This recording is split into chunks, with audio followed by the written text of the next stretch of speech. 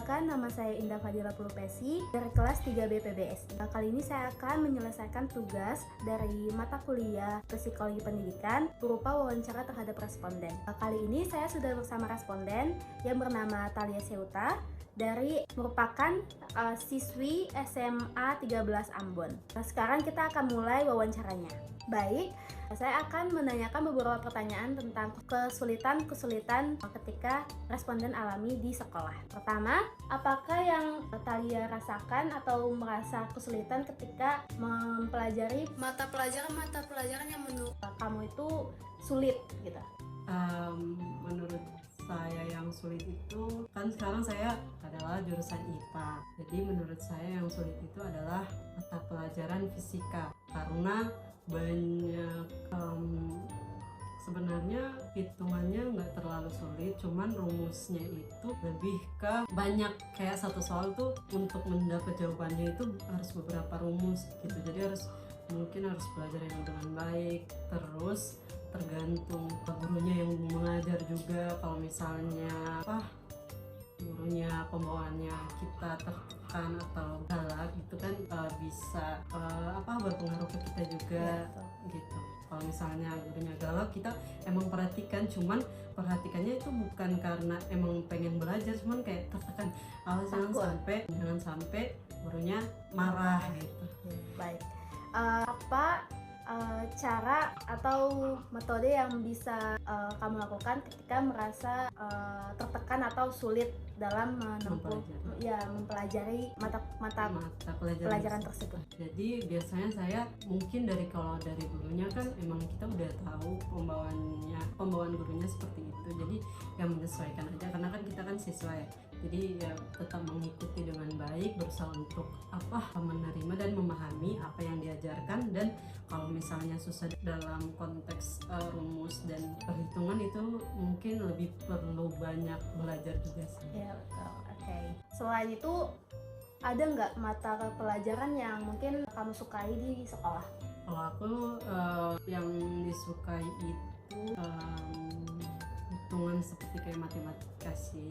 Bukan karena suka banget, bukan, tapi karena ya tergantung balik lagi kayak pembawaan gurunya. Terus kalau gurunya asik, kita bakal kayak ini seru nih mata pelajarannya, diajarnya kayak gitu. Jadi pas belajar itu guru matematika yang pas di sekolah itu mengajarnya, pembawaannya enak, dan kayak ini gitu loh pelajarannya gitu di matematika.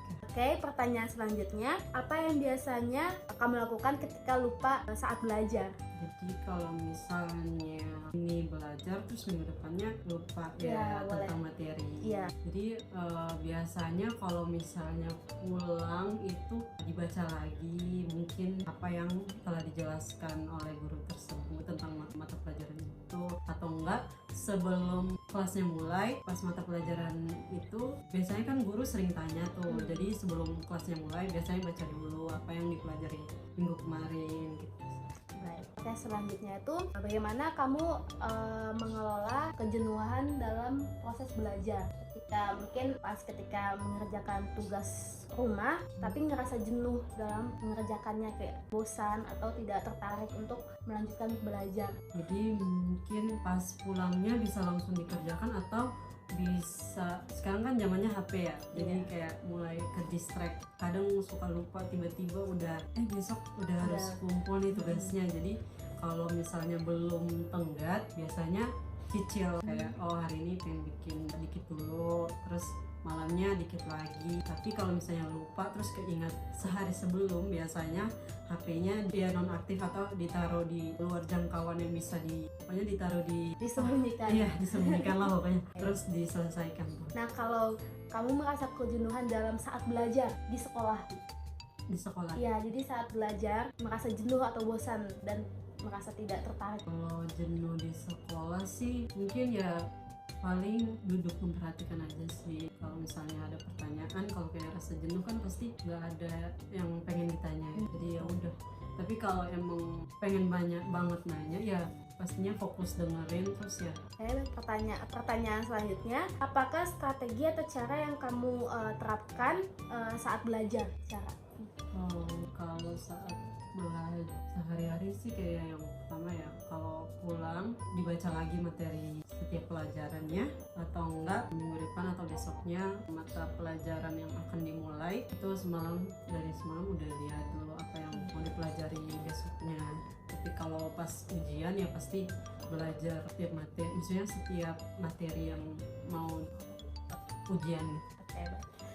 Pertanyaan selanjutnya itu apa peran dari guru yang mungkin kamu rasakan ketika belajar, jadi peran apa yang mendukung dalam pelajaran tersebut? Jadi pas gurunya mengajar itu sama kayak yang tadi ya, kalau misalnya pembawaan gurunya santai bisa membuat siswanya lebih nyaman, lebih bisa berperan aktif di kelas, itu lebih enak sih, maksudnya lebih baik gitu untuk kita siswa berperan dan bisa lebih paham tentang materi tersebut. Kalau misalnya pembawaan gurunya nggak terlalu baik, itu ya bisa membuat kita siswa bisa menjadi kurang paham dalam mempelajari pelajaran tersebut. Oh, baik.